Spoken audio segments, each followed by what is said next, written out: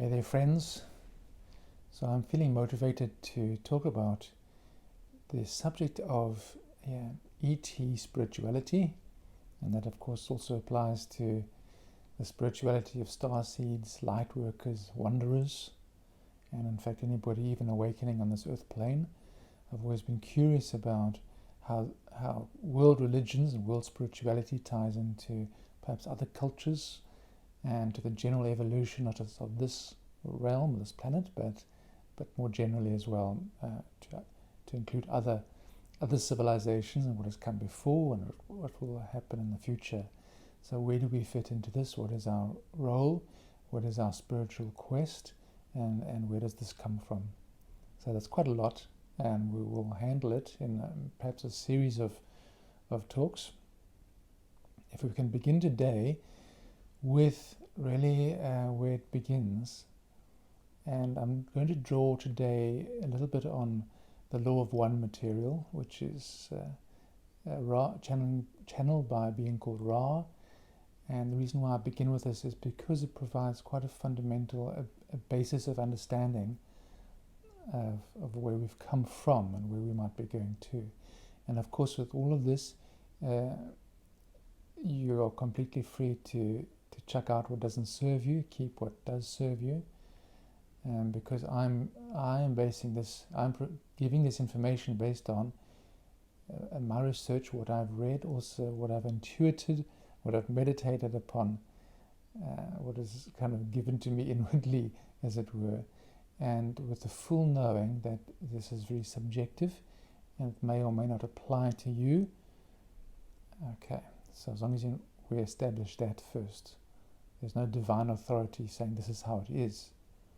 Okay, so if we begin at the beginning, and this you might be familiar with, is in the beginning when there was nothing, no thing at all, just God, pure existence.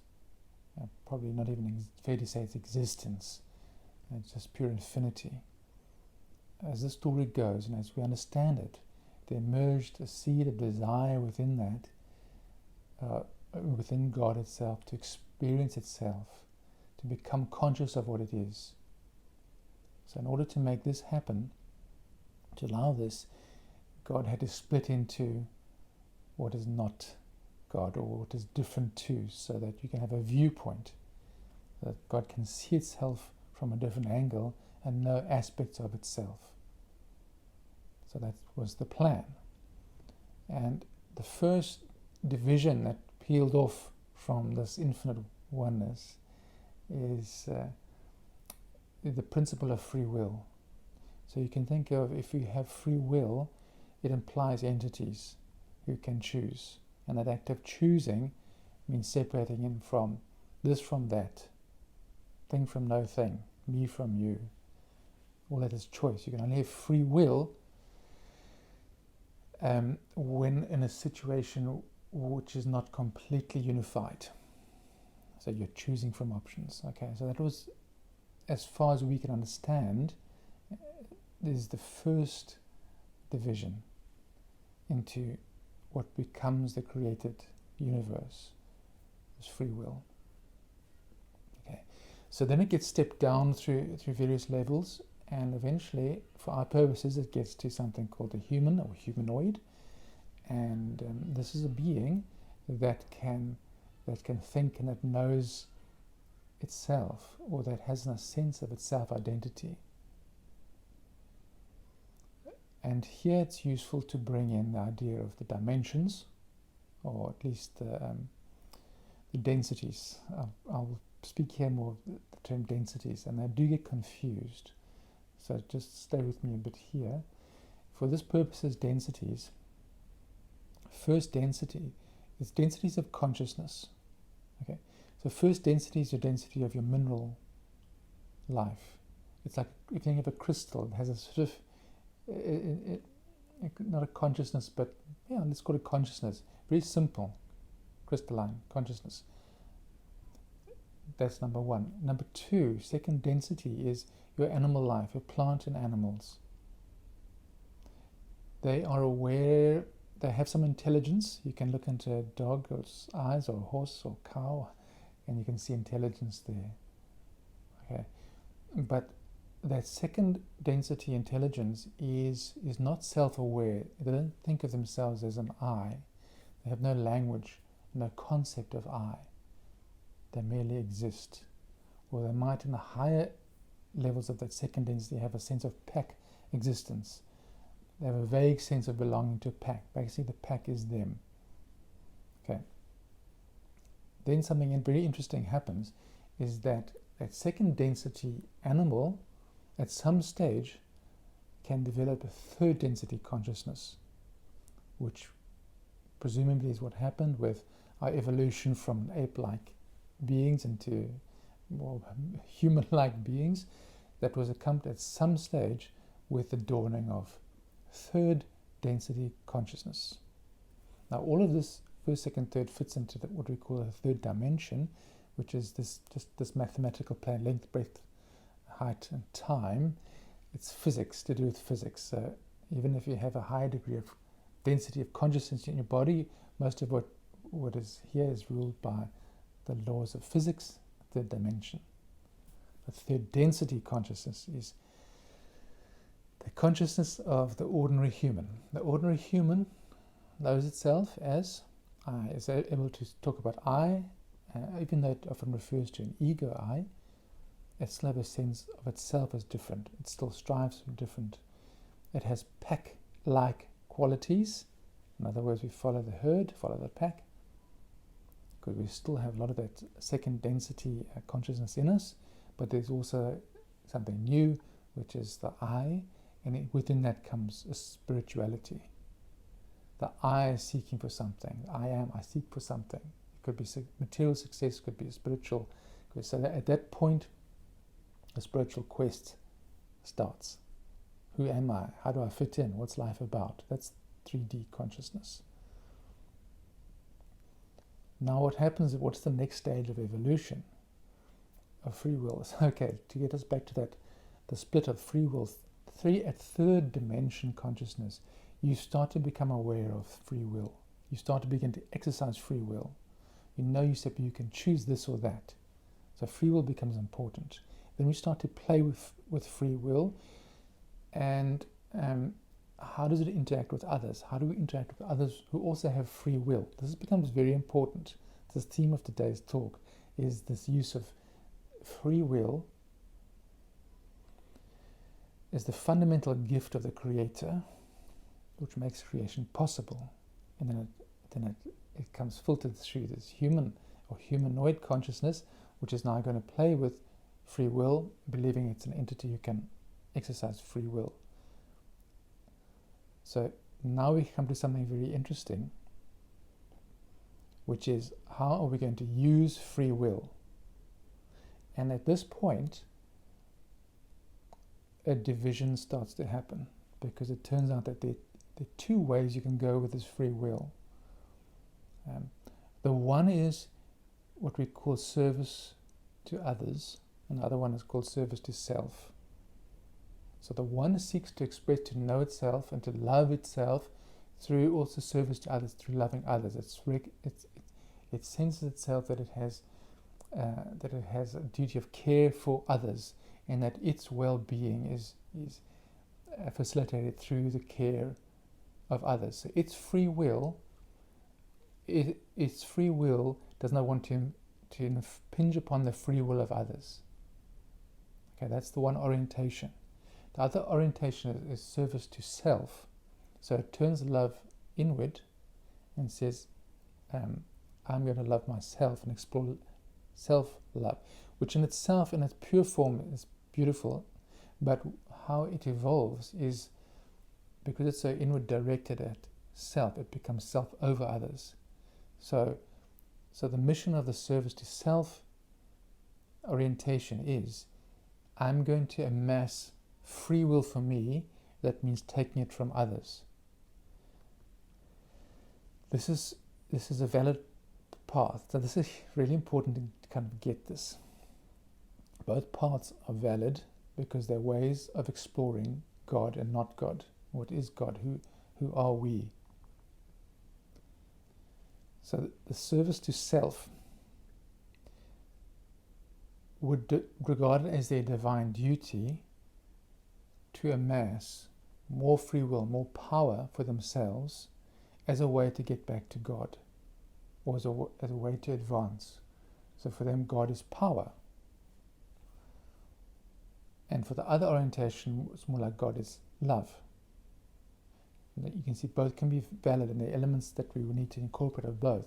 But essentially, at a really deep level, entities start to choose which orientation they want to go with. This is very much the law of one teaching, but the reason why I'm adopting it and borrowing it is because it helps to explain something about our spirituality and something about what's happening in the world and how to interpret events in a way that can bring you more peace. And it taps into my theme of ET spirituality, because this is something that races and cultures have wrestled with for millennia, long before we were here. If you go with the idea that there are other cultures beyond ours. So this is the ongoing spiritual quest. And at the central point, you can say, is the question of free will, and from that arises the question of orientation. How am I orientated to that and to others? Now to get to the next dimension, the next, what's called density. Fourth density, density of love. Fifth density is the density of wisdom. Here we are. Third density is simply the density of self-awareness, usually just ego awareness. So where we are going with the shift is to shifting into the fourth density of love frequency. Now here is something that can get confusing, because in this fourth density, love, you will have still both orientations of service to self and service to others. So those on the darker path can still go to fourth density, but they will explore love even more powerfully as love for self at the expense of others. So we tend to think of ascension and the shift as going to something which is only filled with light beings, love and light. But we need to begin to be aware that there are more paths that are possible. And so the wisdom in that is that one can start to judge less and to get a little bit wiser about what to expect as the shift happens. The shift will include also those aspects that are what we call the darker aspects, because they're exploring love as well, a different flavor of love. But it becomes on fourth density a little bit more easy. Here in third density, it's very smooshed together. You really can't tell one from the other very easily, and this is the purpose. There's a purpose to it. Okay, third density, where we are now, going through a shift. The only thing that's really required here is that you choose your orientation: service to others or service to self. And the vast majority of people are actually undecided. They kind of bumble along, neither good nor bad. And I'm going to use good and bad here.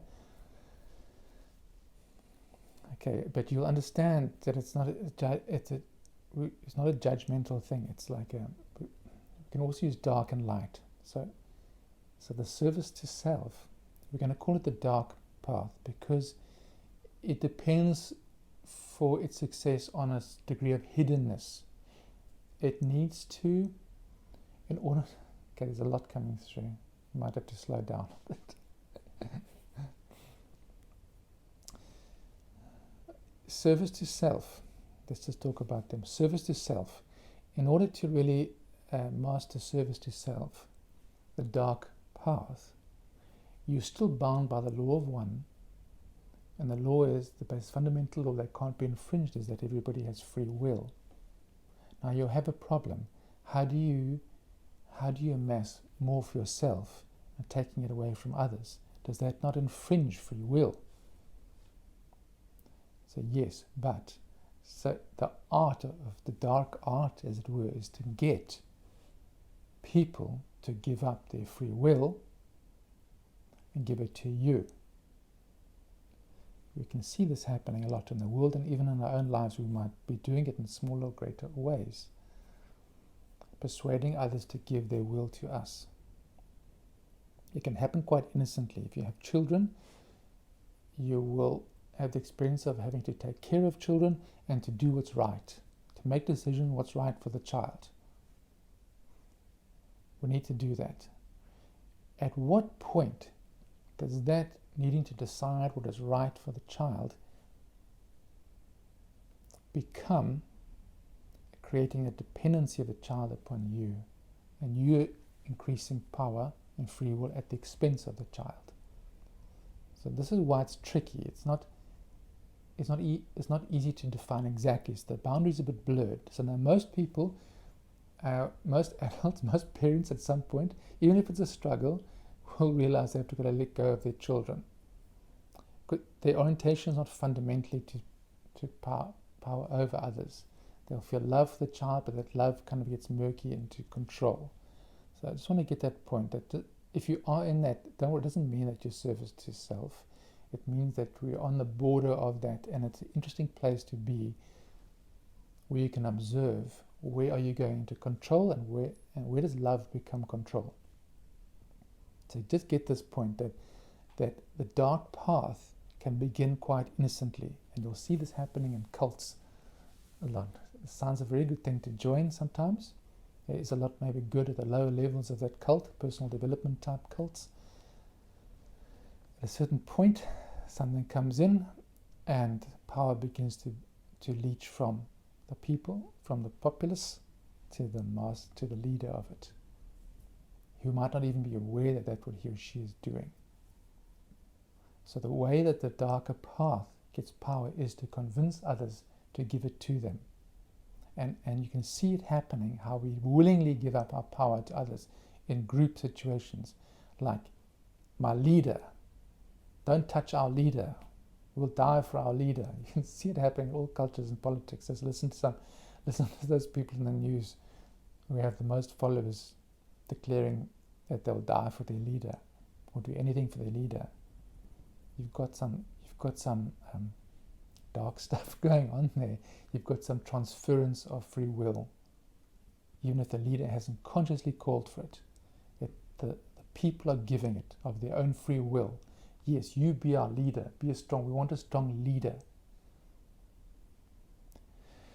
Take our free will, take our will and lead us, so make us stronger as this group.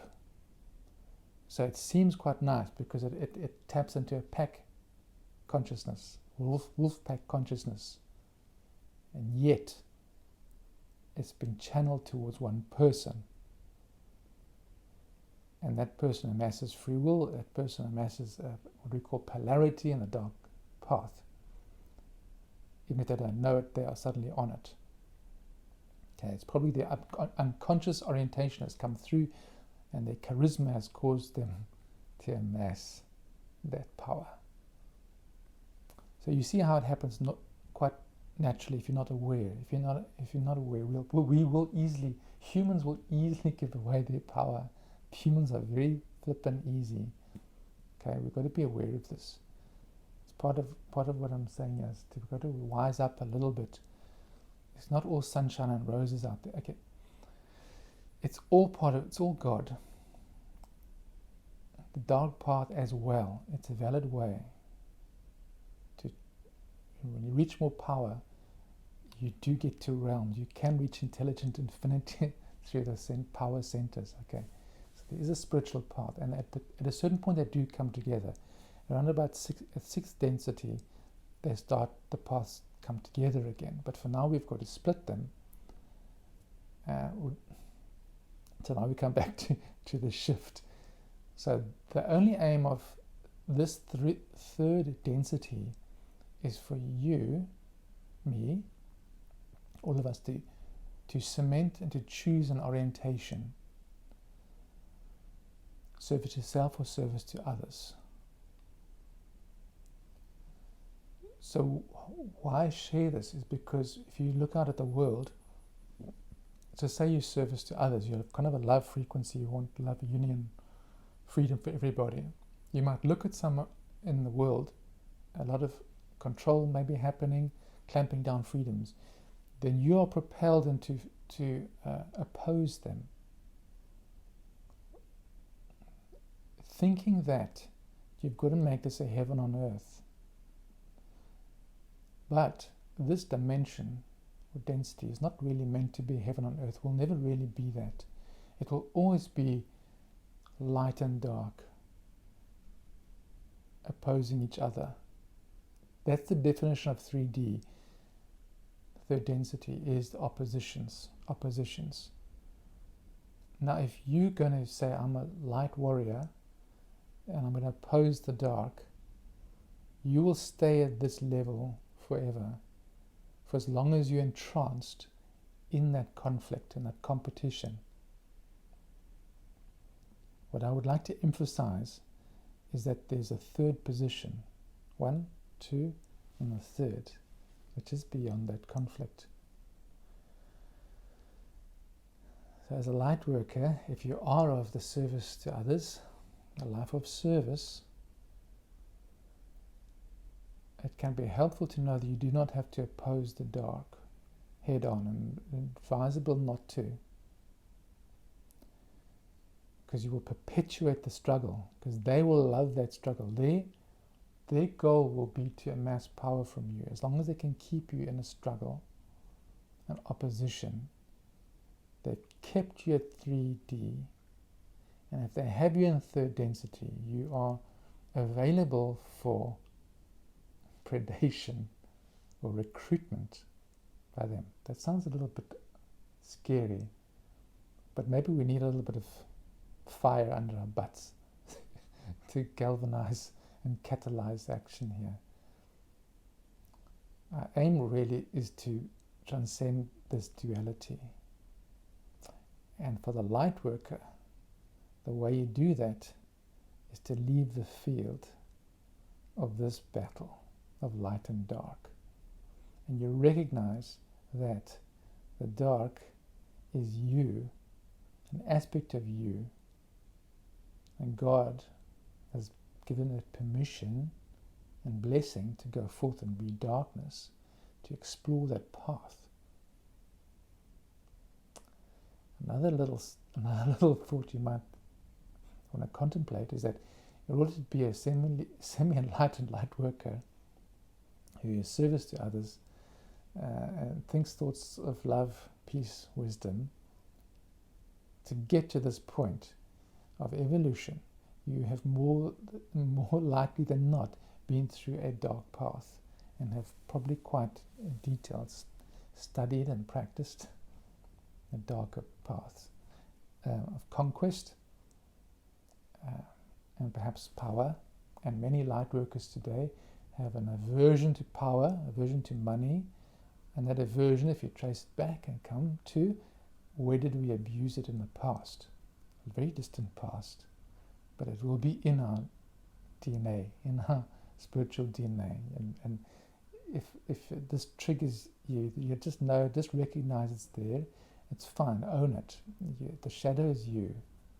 What you don't want to do is to get into like what's happening in the world now with the New Age community is really disintegrating or split down the middle, and there's a lot of blaming going on, there's a lot of judgment about who the evil is and who's the controlling, and as long as you're seeing the control in others and allowing yourself to be triggered into out of your light, you have not yet owned the true meaning of the law of one, which is that they are you. So I meditate, and I do get triggered a lot. And I watch the news, and I've got to breathe, say, this is me too, this is I. I'm triggered because I'm triggered, it's triggering. So the thing to do is just to be present with your trigger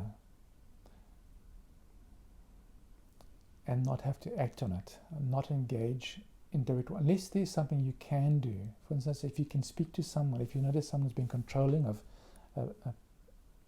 someone in their life, you can speak to them and offer them a perspective. If they refuse that perspective, good, then you walk away.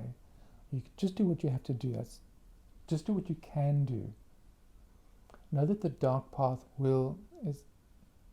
has to play out, and what it wants is to keep you at this level of conflict. So at this shift, now the law of one teachings, if you follow that, it calls it the harvest. Well, I like to call it the shift, but they call it the harvest because they say that the third density is really just where you decide which orientation you are, and to ascend, both sides ascend, but you go to your specialization. So you'll go more into that. The aim at this point is to polarize into service to self or service to others.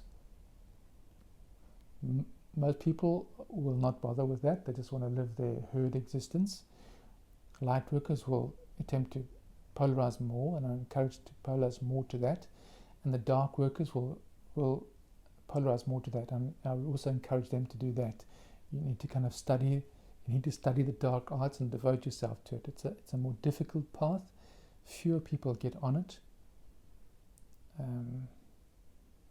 It is more difficult to do, but it is attractive. We are attracted to the dark. Even if you have the light, you'll be attracted to it. Okay, so just do it consciously. I don't know much about that, so I'm not going to talk much about it. I just have a sense of it. We'll talk about more of the light part, but to really follow the light, you've got to know about the dark. You've got to know to expect it. You've got to know how it works, and you will also know that you've done it in the past. That you have tried out that path.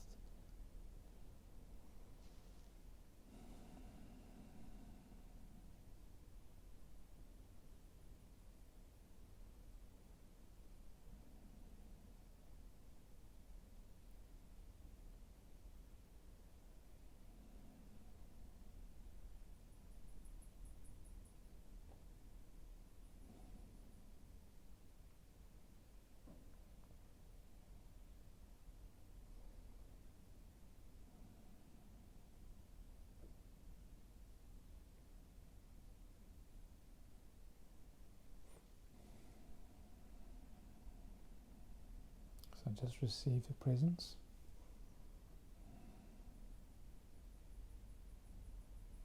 Be in your own presence.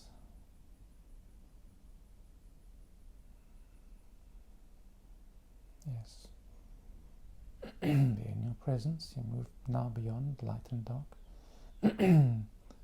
Move to the third position and be in presence in the now, in the still. Let everything fall away, even what I've said, fall away.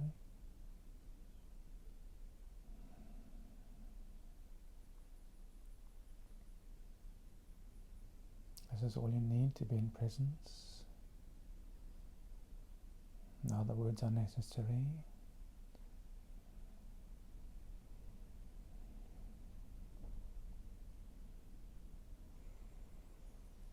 Very simple.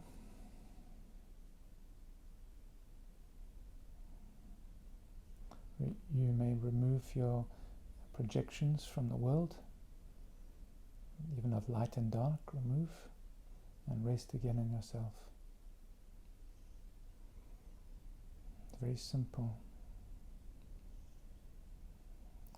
The path of light is, in the end, very, very, very simple.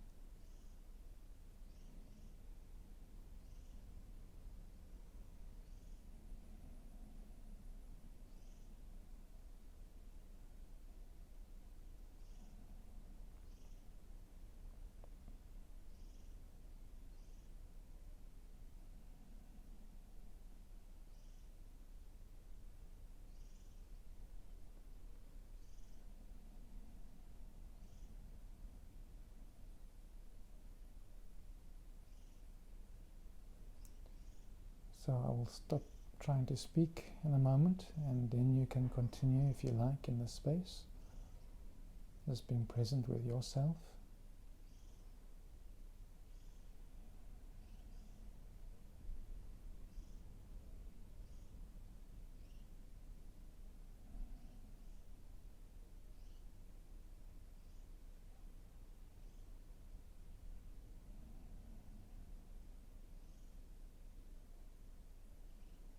The religion you need. It's the stillness. All right.